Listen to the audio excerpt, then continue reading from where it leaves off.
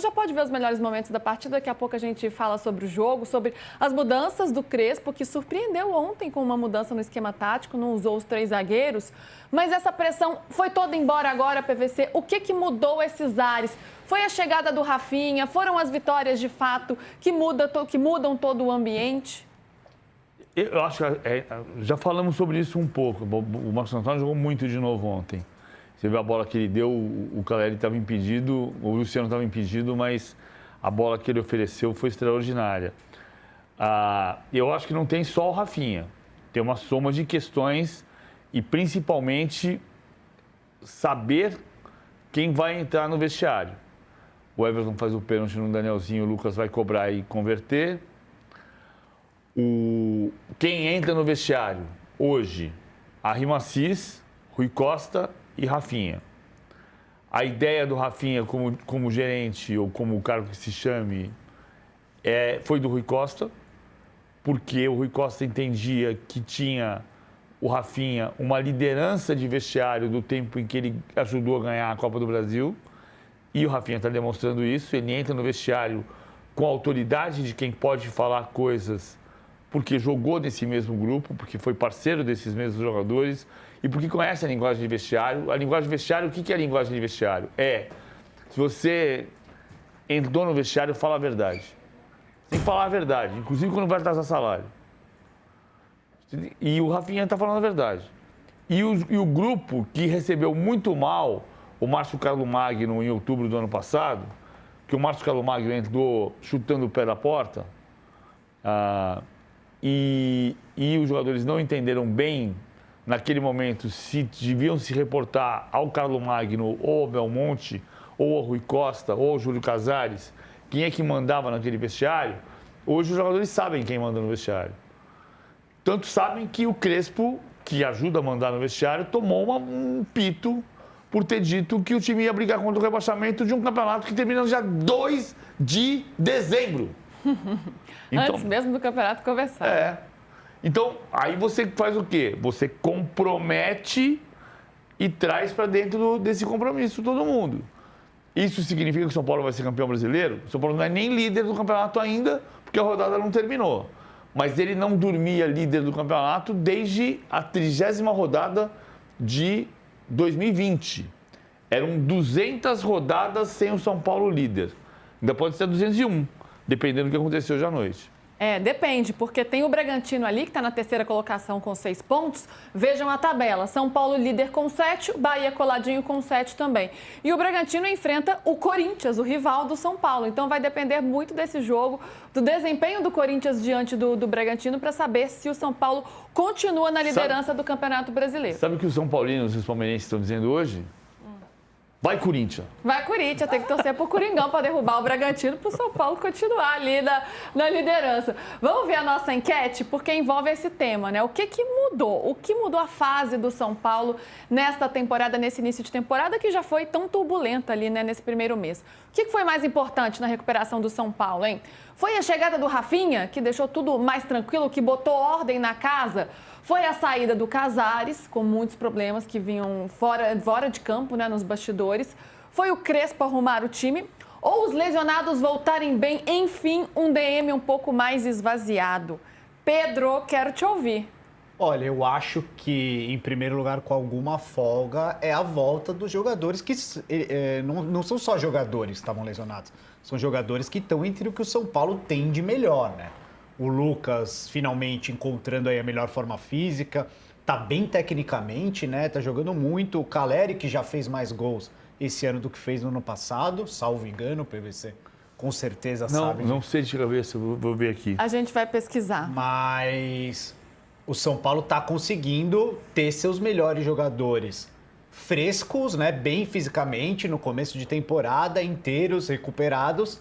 E o Crespo colocou para jogar ontem o que talvez seja o melhor time possível do São Paulo. Todos os grandes jogadores que o São Paulo tem, que não são muitos, estavam em campo ontem. O Marcos Antônio, o Lucas, o Luciano, o Caleri. Esse time do São Paulo, ele é muito bom. Eu não diria nem que ele é bom, ele é um time muito bom. Por isso até fui xingado, né? Quando eu falei aqui no De Primeira, falei no Fim de Papo com a Domitila, que era um absurdo achar que o elenco de São Paulo é um elenco para brigar contra o rebaixamento. Esse time do São Paulo é um time para brigar por Libertadores. Então, o principal fator para mim aí é a volta dos jogadores. A melhora do ambiente é importante, né? Porque o ambiente estava muito, mas muito, muito, muito ruim, né? Você ter um presidente com uma investigação criminal em cima, direito de imagem atrasado, a crise no DM ainda não tá totalmente resolvida. Então... Então, vários fatores, tudo ele conta, na verdade, né? Mas a volta dos lesionados tem um papel importante. Mas eu quero saber de vocês também, né? Galera do nosso chat, vamos chegando aí, vamos votando. Para vocês, qual foi o principal fator para o São Paulo conseguir dar essa volta por cima nesse início de Campeonato Brasileiro? PVC, você falou muito do Rafinha, né? De uma liderança no vestiário. Entre esses 4 pontos ali, para você, o que mais se destaca? Você está pesquisando o Caleri, né? Eu estava pesquisando o Caleri, mas eu estou pensando... Você lança um desafio, o PVC não sossega enquanto ele não achar a informação, não, não é, eu não PVC? vou achar, ele tem 4, acho que ele fez mais no ano passado.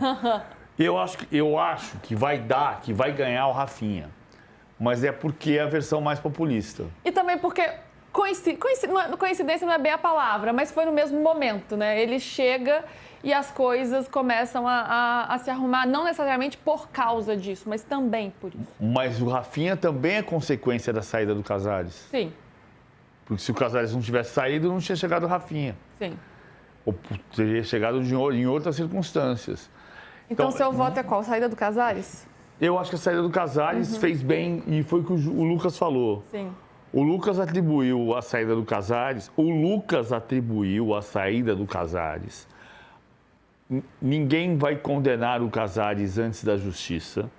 E a gente também não vai fazer uma passada de mão na cabeça, como teve gente que já fez, né? A gente já viu programa de televisão falando sobre isso. Júlio Casares tem uma resposta para dar para a justiça. Então, não é assim, pois foi só uma questão política, uma conspiração política dentro do clube. Não, não foi. Tem coisas que não estão explicadas e que não são conspirações políticas. Você recebeu R$1,5 milhão na sua conta corrente em dinheiro vivo, com depósitos de até 49 mil? Não, nem eu. Então, não tem só uma conspiração política. E também não tem uma coisa de você dizer o cara é culpado e ponto. Não, tem um processo que precisa ser respeitado no seu andamento. Para o sim e para o não. Ele saiu, o Rafinha chegou por causa disso. Então, o Rafinha não é a razão, ele é parte da solução. E quem resolveu que o Rafinha ia chegar? A sugestão pode ter sido do Rui Costa, mas quem decidiu foi o presidente. O presidente chama a Rimacis. Então tem uma mudança de presidente. O presidente é quem manda. Se o presidente quisesse mandar embora o Rui Costa, mandava. Se quisesse não contratar o Rafinha, não contrataria.